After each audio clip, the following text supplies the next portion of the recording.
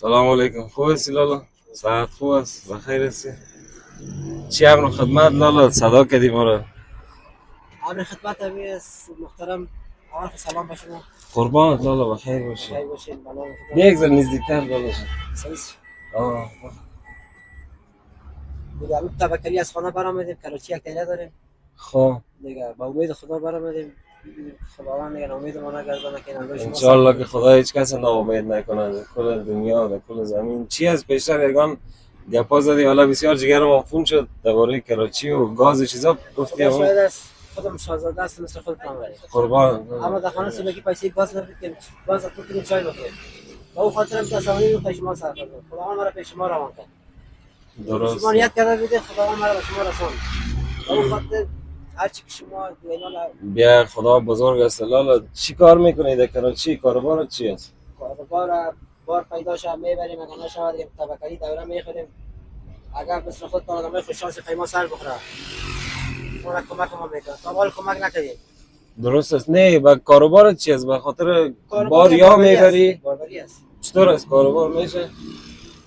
شوک است.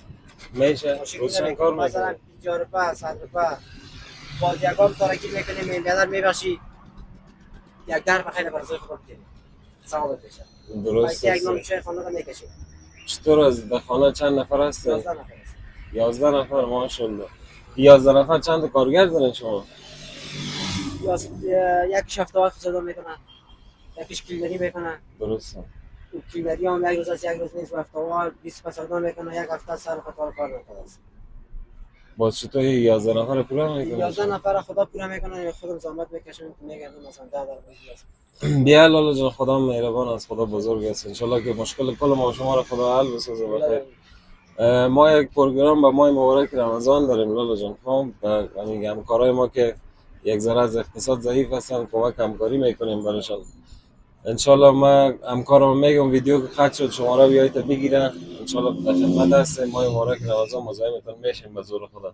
حالا یک مبلغ بسیار ناچیز من تقدیم شما میکنم و ایران بگویم این کارهایی که ما میکنیم کلش فرهنگ سازی است. به خاطر چی فرهنگ سازی است؟ به خاطر از این فرهنگ سازی است که مردم، کسی که سیر است، کسی که داره، فکرش باید سر آدمی که نداره باشه. اگر کشور ما شما این روال ادامه پیدا کنه کلگی ما شما از مشکل نبرایم. بخیر توکل ما به خدا. ما تلاش کوشش بندگی خدا میکنیم برای این مردم. هر چیزی که از دست ما به، هر کاری که از دست ما به، انشالله که فرهنگ سازی رواج پیدا کنه در کل کشور، در کل افغانستان. انشالله که جور شود کل چیز. کدام گفتنی چیز نداری لالا جان؟ خداوند شما رو سرفراز داشته باشه. بخیر باشید، زنده باشید. باشید. قربان شما.